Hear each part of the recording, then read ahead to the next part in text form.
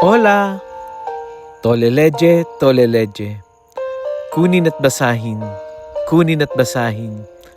Ako po si Kuya Sam Pagaduan, ang inyong kasama sa ating lumalim at mamunga Daily Gospel Reflection. Ngayon ay January 10, 2026. Ang mabuting balita ng Panginoon ayon kay San Juan, chapter 3, verse 22 to 30. Noong panahong iyon, si Jesus at ang kanyang mga alagad ay nagpunta sa lupain ng Judea. Nanatili siya roon ng kaunting panahon kasama nila at nagbinyag. Si Juan ay nagbibinyag rin naman sa Enon, malapit sa Salim, sapagkat maraming tubig doon. Pumunta sa kanya ang mga tao at nagpapabinyag. Hindi pa nakabilanggo noon si Juan. Minsan, nakatalo ng mga alagad ni Juan ang isang Hudyo tungkol sa tanging paraan ng paglilinis. Kaya't pumunta sila kay Juan at sinabi sa kanya, "Rabay, yon pong lalaking kasama ninyo sa ibayo ng Hordan na inyong pinatotohanan ay nagbibinyag rin at nagpupunta sa kanya ang lahat." Sumagot si Juan, "Walang tatanggapin ang tao malibang ipagkaloob sa kanya ng Diyos. Kayo na rin ang makakapagpatunay na sinabi kong hindi ako ang Kristo. Sugo lamang akong nauna sa Kanya.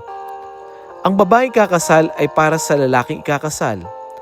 Ang abay na naghihintay sa pagdating ng lalaking ikakasal ay lubos na nagagalak pagkarinig ng tinig nito. Gayun din naman, lubos ang aking kagalakan, lalo na ngayon. Kinakailangan siya ang maging dakila at ako na may mababa." Ang mabuting balita ng Panginoon. Pinupuri ka namin, Panginoong Hesukristo. Sa gospel natin ngayon, tila ba mayroong konting tensyon? Kasi dumadami ang sumusunod kay Jesus at nababawasan yung mga lumalapit kay Juan Bautista. Kaya yung mga alagad ni Juan Bautista ay nag-alala kasi parang nawawala na yung impluwensya ng kanilang guro. Parang nalalamangan siya, parang natatalo siya. Pero yung tugon ni Juan ay kakaiba. Ano ang sabi niya? "Naku, hindi ko pwedeng angkinin yan. Dahil lahat ng iyan ay ibinigay lamang ng Diyos." Tapos ito yung napakagandang line na tumatagos hanggang ngayon. Sabi niya, kailangan siyang maging dakila at ako'y maging mababa. Or in English, He must increase, I must decrease. Ito yung sabi ni Juan Bautista, kailangan si Kristo, si Jesus yung mag-increase at ako ay mag-decrease. Hindi ito pagkawala o pagkatalo. Ito ay katapatan sa tawag. Alam niyo po, aminin natin, mahirap maging Juan Bautista. Mahirap yung umatras ka, mag-step back ka kapag alam mong kaya mo pang lumaban. Mahirap yung manahimik kapag sanay kang pinakikinggan. Mahirap ang bumaba kapag sanay kang center ka ng attraction, ikaw yung pinapansin. Pero si Juan, alam mo ang ganda ugali niya, hindi siya nainggit, hindi siya nagkukumpara, hindi siya nagtanong ng, bakit sila? Dahil alam ni Juan Bautista kung sino siya. Alam niya at aware siya na hindi siya ang sentro ng kwento. Hindi siya yung bida-bida. At dito tayo tinatamaan. Minsan, gusto nating si Jesus ang bida. Basta may credit pa rin tayo. Gusto nga natin si Jesus ang bida pero dapat nandun pa rin yung pangalan natin. Pero alam niyo po, ang pananampalataya ay dumarating sa puntong kailangan mong piliin. Sino ba dapat yung makilala?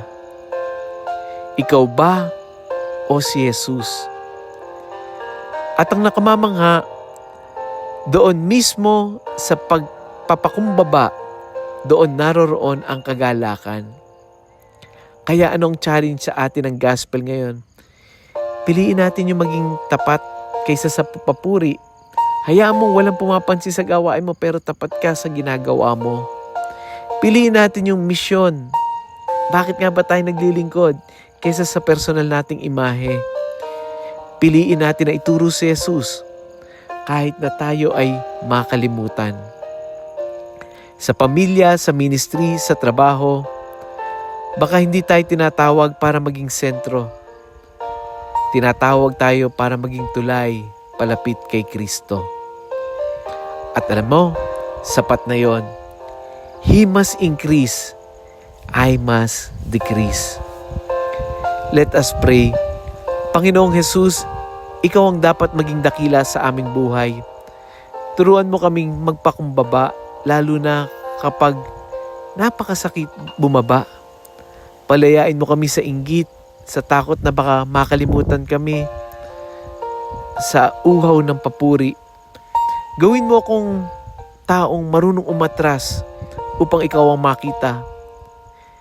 Sa iyo lahat ang karangalan, kadakilaan, at papuri magpakailanman. Amen.